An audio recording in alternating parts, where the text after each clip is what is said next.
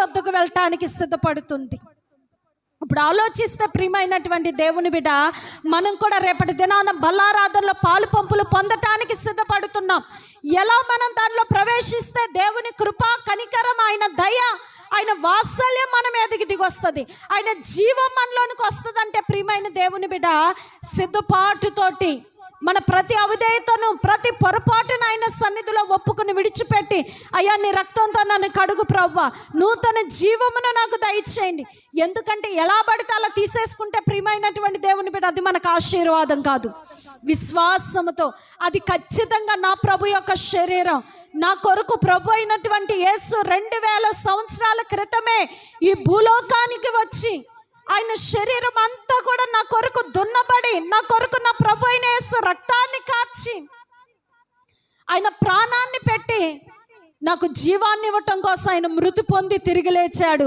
ఇది ఆయన శరీరం ఖచ్చితంగా.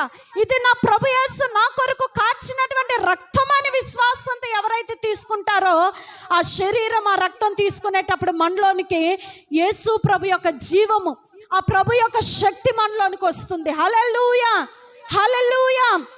ఇస్కరియోతు యూదా కూడా దేవుని బల్లలో పాలు పొందాడు. ప్రియమైనటువంటి దేవుని జనాంగమా, ప్రభువే ఒక ముక్క ముంచి ఈ యొక్క ఇస్కరియోతు యూదాకి ఇవ్వగానే వాడిలో సాతాను ప్రవేశించేసిందంట.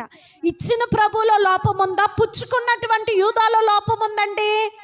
ఇచ్చినటువంటి ప్రభువులో లోపం లేదు, పుచ్చుకున్నటువంటి ఇస్కరియోతు యూదాలోనే లోపం ఉంది. ఏం ప్రవేశించేసిందంటే అతనిలోనికి సాతాను ప్రవేశించేసింది.